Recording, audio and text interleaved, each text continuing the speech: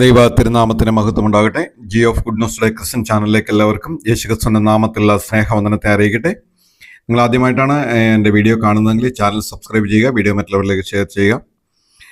ഇന്ന് നാം ചിന്തിക്കുവാനായിട്ട് പോകുന്ന ദൈവത്തിൻ്റെ വചനം സഭാപ്രസംഗി 10-ാം അധ്യായത്തിൻ്റെ 1-ാമത്തെ വാക്യം. ചത്ത ഈച്ച തൈലക്കാരൻ്റെ തൈലം താറുമാറാക്കുന്നു. ഒരു തൈലക്കാരൻ അവൻ വിൽപ്പനയ്ക്കോ അല്ലെങ്കിൽ മറ്റുള്ളവർക്ക് പ്രയോജനത്തിനോ വേണ്ടി ഉണ്ടാക്കിയ തൈലം, അതിനകത്ത് ഒരു ഈച്ച വീണ് ചത്തു കഴിഞ്ഞാൽ ആ തൈലം മുഴുവൻ അത് താറുമാറാക്കുവാനായിട്ട് സാധിക്കും. വളരെ വിലപിടിപ്പുള്ള തൈലമാണെങ്കിൽ കൂടിയും ഒരു ഈച്ച അതിനകത്ത് കിടന്ന് ചത്താൽ ആ തൈലത്തിൻ്റെ ശരിയായിട്ടുള്ള സൗരഭ്യവാസന നഷ്ടപ്പെടുകയും അത് താറുമാറാകുകയും ചെയ്യുന്നുവെന്ന് തിരുവെഴുത്ത് നമ്മെ പഠിപ്പിക്കുന്നു. ചത്തുപോയി കഴിഞ്ഞാൽ ഈച്ച ഒരു ജീവനുള്ള ഈച്ചയാണ് അതിൽ വീണതെങ്കിൽ അതിനെടുത്ത് നമുക്ക് കളയാമായിരുന്നു. എന്നാൽ ചത്ത ഈച്ച അതിൽ കിടന്ന് ചീഞ്ഞു കഴിയുമ്പോൾ അതിൻ്റെ ആ തൈലത്തിൻ്റെ സൗരഭ്യവാസന നഷ്ടപ്പെടുന്നു. യൂദയുടെ ലേഖനത്തിൽ പറയുന്നുണ്ട്, രണ്ടൊരു ചത്തും വേരറ്റും പോയ ചില വൃക്ഷങ്ങളെക്കുറിച്ച് പറയുന്നുണ്ട്. ആദ്യം അവയുടെ ഇല കൊഴിഞ്ഞു, പിന്നീട് അവർക്ക് ഫലങ്ങളില്ലാതായി, പിന്നീട് അതിനകത്ത് 2 പ്രാവശ്യം അത് ചത്തുപോയി.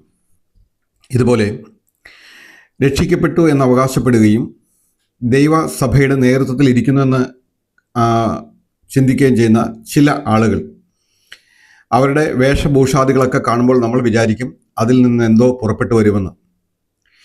യൂദയുടെ ലേഖനത്തിൽ തന്നെ പറയുന്നുണ്ട്, വെള്ളമില്ലാത്ത മേഘങ്ങൾ. അവരുടെ രൂപവും ഭാവവും ഭംഗിയും എല്ലാം കണ്ടു കഴിഞ്ഞാൽ അവരുടെ വസ്ത്രധാരണ രീതികളും അവരുടെ മുഖത്തിൻ്റെ ക്ലീൻ ഷേവുകളും മീശയില്ലാത്ത അവരുടെ ആ രീതികളെല്ലാം കാണുമ്പോൾ നമ്മൾ വിചാരിക്കും ഇതിൽ നിന്ന് എന്തോ കാര്യമായിട്ടുണ്ട് എന്ന് നമ്മൾ വിചാരിക്കും. എന്നാൽ ചിലതിൻ്റെയൊക്കെ അടുത്ത് ചെല്ലുമ്പോൾ നമുക്ക് മനസ്സിലാകും അതിൽ നിന്ന് ഒന്നും ഉണ്ടാകുന്നില്ല.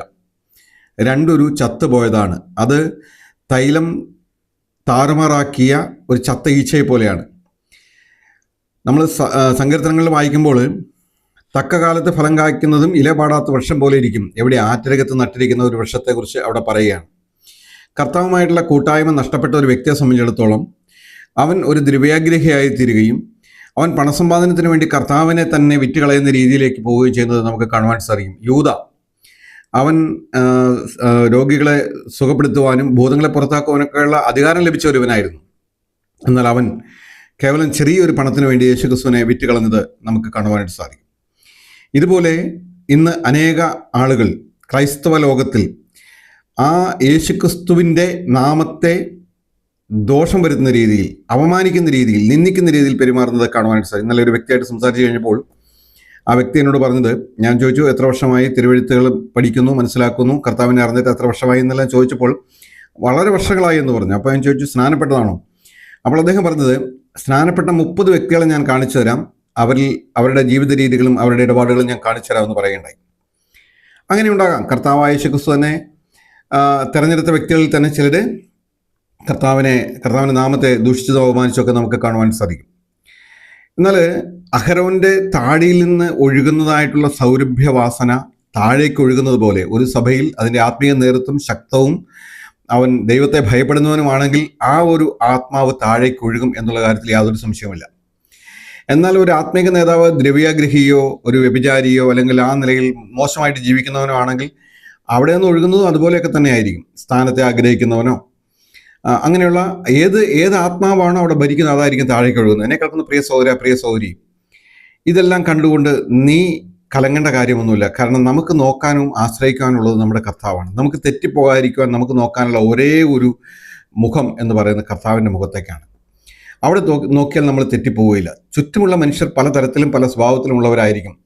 അവരുടെ വേഷഭൂഷാദികൾ കാണുമ്പോൾ നമുക്കറിയാം, ഈ വെള്ളമില്ലാത്ത മേഘം എന്നൊക്കെ പറയുമ്പോൾ കാറ്റ് കൊണ്ട് അത് ഓടിപ്പോകുന്ന കാണുമ്പോൾ നമ്മളിപ്പോൾ വിചാരിക്കും, അതിനകത്ത് ഒത്തിരി വെള്ളമുണ്ട്, അതിപ്പോൾ ഗുണം ചെയ്യുമെന്ന് നമ്മൾ വിചാരിക്കും. പക്ഷേ യൂദ പറയുകയാണ്, അത് വെറും വെള്ളമില്ലാത്ത മേഘങ്ങളാണ്, കാറ്റ് കൊണ്ട് ഓടിപ്പോകുന്നതാണ്.